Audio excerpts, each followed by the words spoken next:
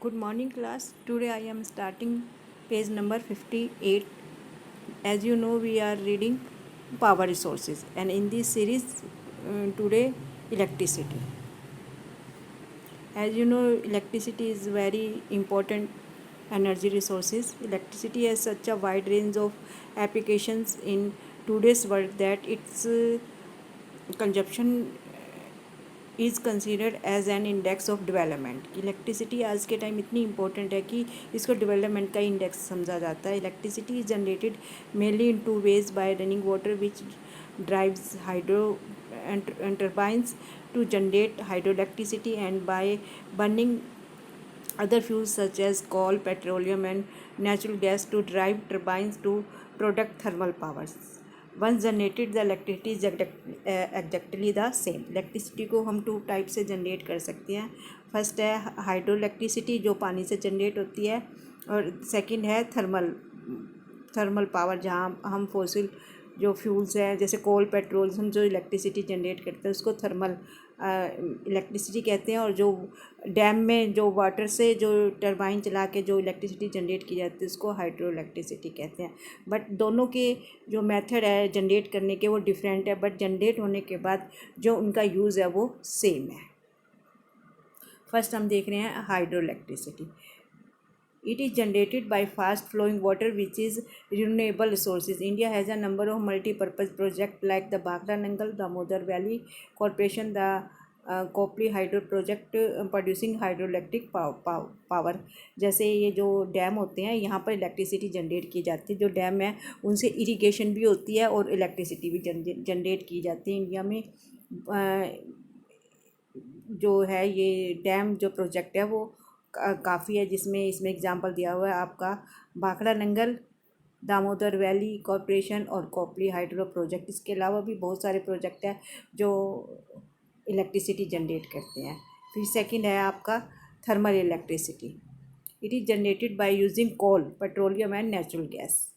ये जो इलेक्ट्रिसिटी है, जो थर्मल इलेक्ट्रिसिटी है, वो कैसे जनरेट की जाती है? ये कोल, पेट्रोलियम और नेचुरल गैस से जनरेट की जाती है। The thermal power situations use non renewable fossil fuels for generating electricity. जैसे हाइड्रो इलेक्ट्रिसिटी जो यूज़ करती है वो रिन्यूएबल रिसोर्सेज है, जैसे जो वाटर यूज़ करती है, और वाटर क्या है, रिन्यूएबल है। लेकिन जो थर्मल में जो यूज़ किया जाता है कोल, पेट्रोलियम एंड नेचुरल गैस, ये तीनों क्या है, ये नॉन रिन्यूएबल फॉसिल फ्यूल्स है, नॉन रिन्यूएबल। नेक्स्ट पेज पर आपका ये यहाँ मैप दिया हुआ है। इसमें आपको न्यूक्लियर एंड थर्मल, ये दोनों जो स्टेशन, पावर स्टेशन है इंडिया में कहाँ कहाँ है वो सब दिए गए हैं। जैसे एक तो ये नौरर में है, तलछट में है, बैरूनी में है, सिंगरौली में है।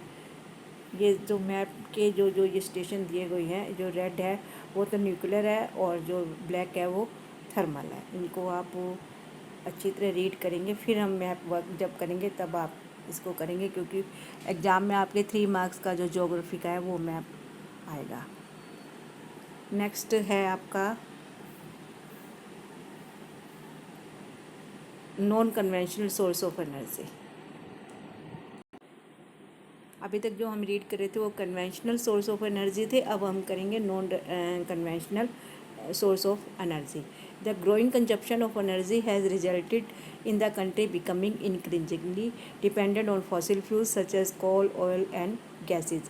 कि जो हमारी एनर्जी की जो कंजप्शन है वो ज़्यादा किस पर डिपेंड हो गई है? कोल, ऑयल एंड गैसेस पर हो गई। Rising prices of oil and gas and their potential shortage have raised uncertainties about the security of energy supplies in future.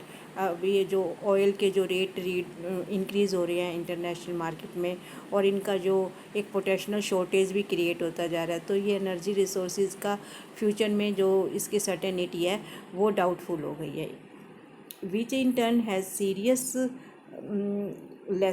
Serious discouragement on the growth of national economy. जो हमारी national economy के लिए भी अब एक challenge बन गया है। More over increasing use of fossil fuels also causes serious environmental problems. और जो ये फॉसिल फ्यूल्स है जैसे पेट्रोलियम, ऑयल, ये हमारे लिए इन्वायरमेंटल प्रॉब्लम भी क्रिएट करते हैं। Hence there is a pressing need to use renewable energy resources like solar energy, wind energy, tide and biomass and energy from waste material. इसलिए अब हमारे ऊपर ये प्रेशर आ गया कि हम अपनी जो एनर्जी कंजप्शन है उसको हम फॉसिल फ्यूल्स पर कम डिपेंड रखें और जो हमारे रिन्यूएबल एनर्जी रिसोर्सेज है उनके ऊपर हम उसको ज़्यादा फोकस करें। जैसे हमारे जो solar energy, wind energy, tidal energy है, इनको हम ज़्यादा यूज़ करें जिससे कि हमारी फॉसिल फ्यूल्स पर जो डिपेंडेंस है वो कम हो जाए। These are called non conventional energy resources. इनको हम नॉन कन्वेंशनल एनर्जी रिसोर्सेज कहते हैं। जो रिन्यूएबल होते हैं उनको हम नॉन कन्वेंशनल कहते हैं और जो नॉन रिन्यूएबल होते हैं उनको हम, जो फॉसिल फ्यूल्स होते हैं उनको हम कन्वेंशनल कहते हैं। India is blessed with N abundance of sunlight, water, wind and biomass. It has the largest programs for the development of these renewable energy resources. India यहाँ पर भी बहुत ब्लेस्ड है कि उसको रिन्यूएबल जो एनर्जी रिसोर्सेज है यहाँ पर बहुत बड़ी मात्रा में मिलते हैं। जैसे सनलाइट है, सनलाइट से हमारी बनेगी भी solar energy, water and wind and biomass. ये सब जो है यहाँ पर बहुत ज़्यादा मिलते हैं जिनको हम टेक्नोलॉजी से एनर्जी कंजप्शन के लिए हम यूज़ कर सकते हैं जिससे कि फॉसिल फ्यूल्स पर हमारी जो डिपेंडेंस है वो कम हो सकती है। नेक्स्ट टॉपिक है आपका न्यूक्लियर और atomic energy. Nuclear and atomic energy में क्या है? It is obtained by altering the structure of atoms. With such an alteration is made, much energy is released in the form of heat and this is used to generate electric power. इसका जो principal क्या है कि जो energy है वो heat के form में रिलीज़ की जाती है और जो इलेक्ट्रिक पावर में जनरेट की जाती है। फिर उसको जो हीट जो जनरेट होती है उसको इलेक्ट्रिक पावर में जनरेट किया जाता है। जैसे uranium and thorium which are available in Jharkhand and the Aravalli ranges. ये बच्चों आप देख लीजिए, यूरेनियम एंड थोरियम है, ये कहाँ पर अवेलेबल है? Jharkhand and the Aravalli ranges में है। Rajasthan are used for generating atomic और न्यूक्लियर पावर।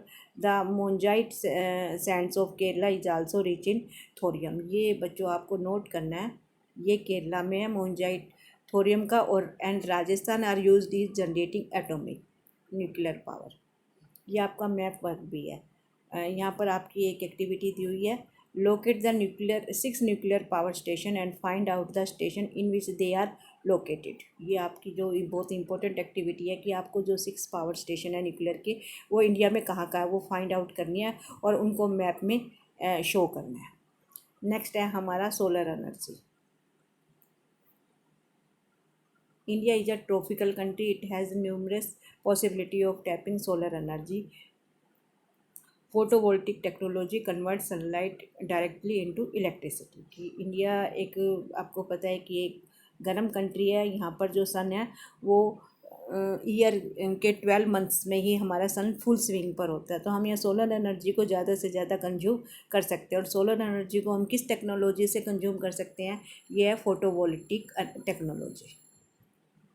ये जो टेक्नोलॉजी है वो क्या है? It convert sunlight direct into electricity. ये जो टेक्नोलॉजी है वो सनलाइट को डायरेक्ट इलेक्ट्रिसिटी में कन्वर्ट कर देती है। Solar energy is fast becoming popular in rural and remote area. Solar energy ज़्यादा, सबसे ज़्यादा जनरेट कहाँ हो सकती है? रूरल एरिया में और रिमोट एरिया में ये जनरेट हो सकती है। Some big solar power plants are being establish in different part of India which will minimise the dependence of rural households on firewoods and dung cake. हमने पहले इस चैप्टर में read किया था कि रूरल एरिया में energy resources में firewood और डंग केक को ज़्यादा यूज़ किया जाता है जो हेल्थ के लिए बहुत ज़्यादा हार्मफुल होते हैं। इसलिए रूरल एरिया में जो सोलर प्लांट लगाए गए हैं जिससे कि वहाँ के लोगों की फायरवुड और डंग केक पर जो डिपेंडेंसी है एनर्जी के लिए वो कम हो जाए। Which in turn well contribute to environmental conservation and adequate supply of manure in agriculture। अब सोलर एनर्जी का हम अगर रूरल एरिया में ज़्यादा यूज़ करते हैं तो इससे क्या होगा कि जो फायरवुड है, डंग केक, इनका यूज़ कम हो जाएगा, जो कि हमारे इन्वायरमेंट के लिए भी इकोनॉमिकल रहेगा, इन्वायरमेंट के लिए भी फ्रेंडली रहेगा, क्योंकि फायरवुड से और डंग केक से दोनों से बहुत ज़्यादा धुआं होता है जो हमारे इन्वायरमेंट पोल्यूशन का रीज़न बनता है। और सेकंड थिंग जब क्या होगी कि जो डंग डंग है, ये एनिमल जो कैटल डंग होती है, उसको हम मैनूर के उसको हम एज अ मैनूर एग्रीकल्चर में भी यूज़ कर सकते हैं। ये तो जो इससे हमारा जो इन्वायरमेंट भी सेफ रहेगा, प्रोटेक्ट रहेगा, और एग्रीकल्चर के लिए भी हमें सफिशिएंट मैन्योर मिल जाएगा। नेक्स्ट इसी सीरीज़ में आपका है बच्चों, ये आपका वो सोलर प्लांट है, solar operated electric mill testing in equipments. Collect information, ये जो आपकी एक एक्टिविटी भी देखिएगा, collect information about newly establish solar plant in India. अब आपको यहाँ पर ऐसी इन्फॉर्मेशन कलेक्ट करनी है कि जो हमारी कंट्री में नए जो सोलर प्लांट इस्टेब्लिश हुए हैं उनके बारे में आपको इन्फॉर्मेशन फाइंड आउट करनी है। बच्चों, ये एक्टिविटी आपकी जो है नॉलेज के लिए बहुत ही इंपॉर्टेंट होती है, तो इसको कभी मिस ना करें। जो एक्टिविटी दी हुई है उसको आप ज़रूर करें, गूगल्स पे सर्च करके इसके बारे में जो भी इंफॉर्मेशन मिलती है वो आप अपनी नोटबुक में नोट करें। फिर नेक्स्ट है आपका विंड पावर। विंड पावर भी सोलर पावर की तरह क्या है, नॉन कन्वेंशनल है, और इस ये भी इन्वायरमेंट फ्रेंडली होता है, और इसके लिए भी हमारी कंट्री में बहुत ज़्यादा ये विंड पावर हमारी कंट्री में जनरेट हो सकती है। जैसे गुजरात और राजस्थान, ये ऐसे दो स्टेट हैं जहाँ विंड पावर को हम यूज़ कर सकते हैं। India has great potential of wind power. The largest wind farm cluster is located in Tamil Nadu from Nagroli to Madurai. Apart from these, Andhra Pradesh, Karnataka, Gujarat, Kerala, Maharashtra and Ankleshwar, Lakshadweep have important wind farms. Nagaroi and Jaisalmer are well known for effective use of wind energy in the country. ये देखिए, मैंने आपको ये दो ही name बताए थे, Gujarat and Rajasthan. Rajasthan में जैसलमेर है जो सबसे ज़्यादा वेल नोन है, और बाकी इसमें जो आपके और भी एग्जांपल दिए हुए हैं, जैसे तमिलनाडु है, तमिलनाडु में कहाँ से कहाँ तक है, आंध्र प्रदेश है, गुजरात है, यहाँ पर ये जो कर्नाटका है, यहाँ पर ये जो सारे जो आपको स्टेट के नेम या प्लेस के नेम दिए गए, या यहाँ पर विंड पावर अवेलेबल है, जो कि एक इम्पोर्टेंट एनर्जी रिसोर्सेज है कंट्री के लिए। फिर नेक्स्ट है बच्चों बायोगैस।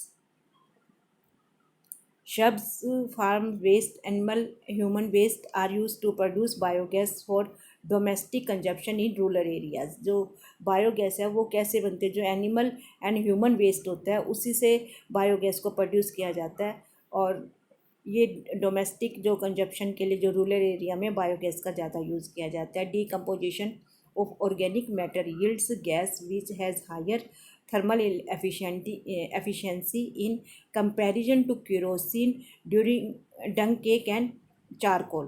इसमें बायोगैस में बच्चों केरोसिन से और डंग केक से और चारकोल से ज़्यादा एफिशिएंसी होती है। Biogas plants are setup at municipal cooperative and individual level. Biogas बच्चों दोनों लेवल पर इस्टेब्लिश किए जाते हैं, इंडिविजुअल लेवल पर भी बनाए जा सकते हैं और ये कोऑपरेटिव लेवल पर भी। कोऑपरेटिव का मीन्स है कि कुछ लोग मिलकर बनाए, और इंडिविजुअल जो कोई एक फैमिली भी अपने लिए बना सकती है, क्योंकि ये इसका जो सेटलमेंट होता है, इस्टेब्लिशमेंट होता है, वो ईजी होता है। The plants using cattle dung are known as gobar gas plant.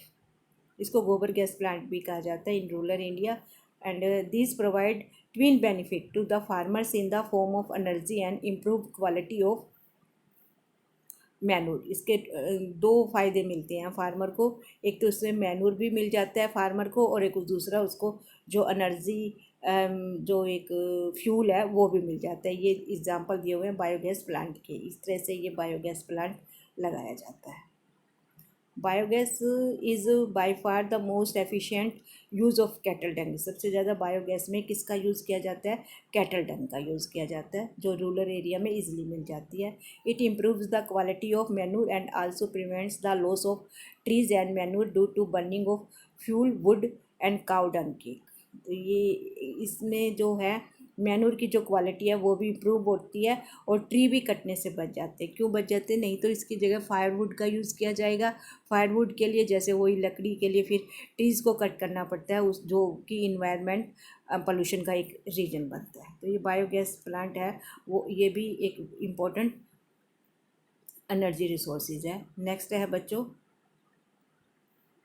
Tidal energy. बच्चों ये भी एक नॉन रिन्यूएबल जो एनर्जी रिसोर्सेज है टाइडल एनर्जी। ये ओशनिक जो एरियाज़ है, जैसे आपने सुना जवार भाटा जिस जो आता है ओशन में, उसी से एनर्जी को जनरेट किया जाता है।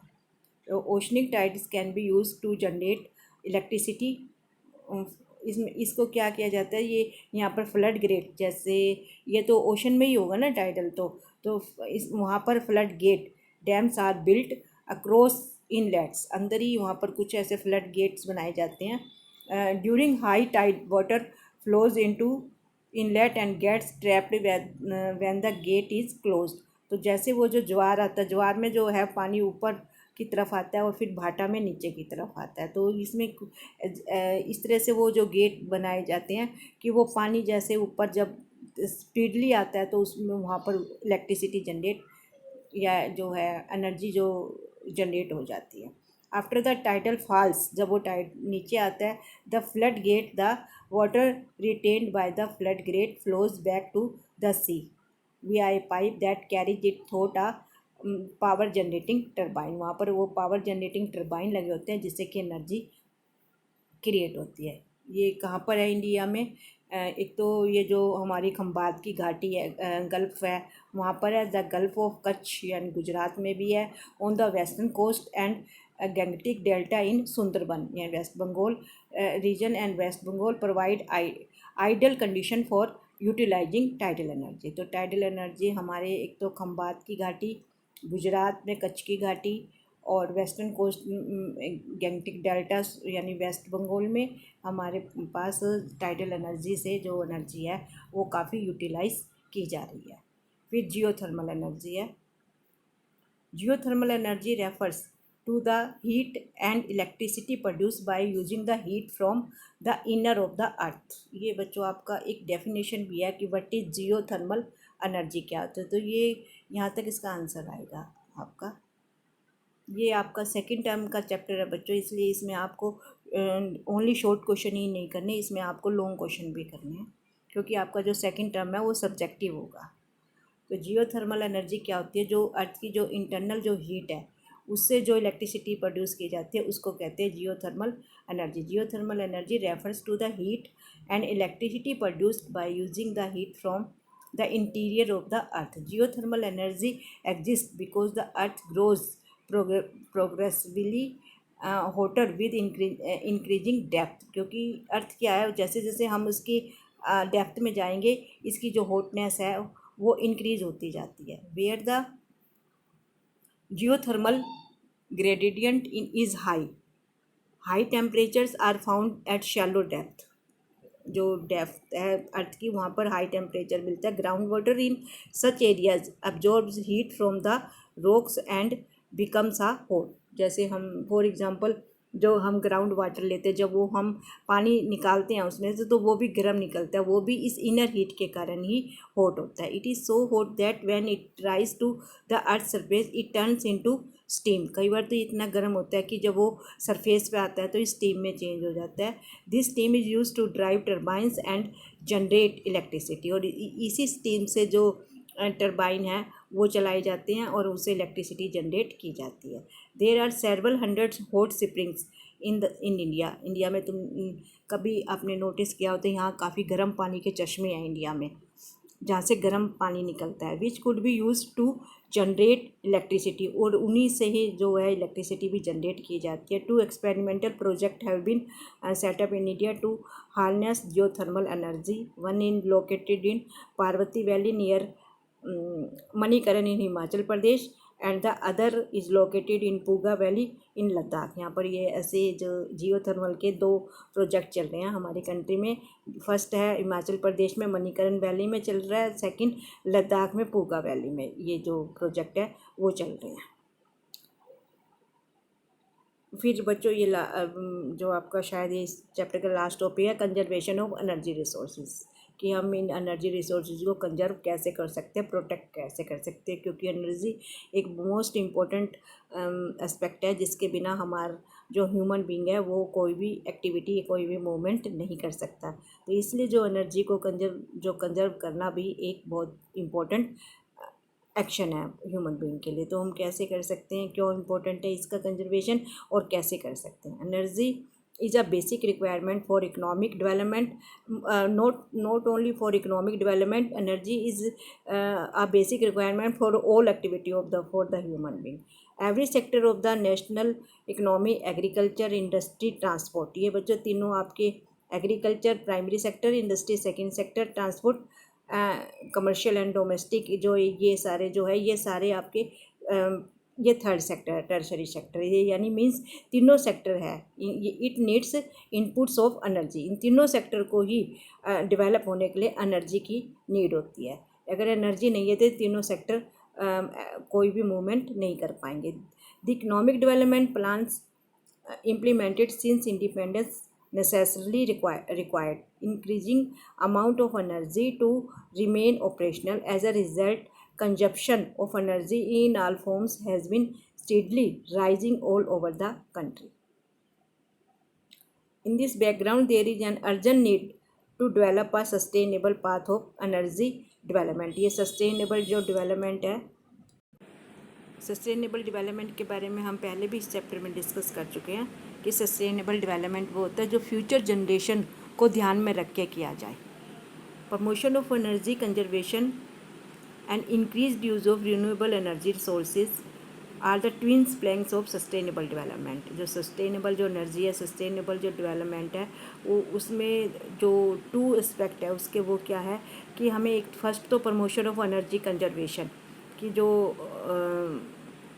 एनर्जी रिसोर्सेज है हमें उसको कंजर्वेशन उसका प्रमोट करना है, और सेकंड हमें रिन्यूएबल एनर्जी रिसोर्सेज को का जो यूज है वो इंक्रीज़ करना है। तो ये जो दो हैं बच्चों, promotion of energy conservation and increase use of renewable energy resources, ये सस्टेनेबल डेवलपमेंट के टू प्लान्स हैं।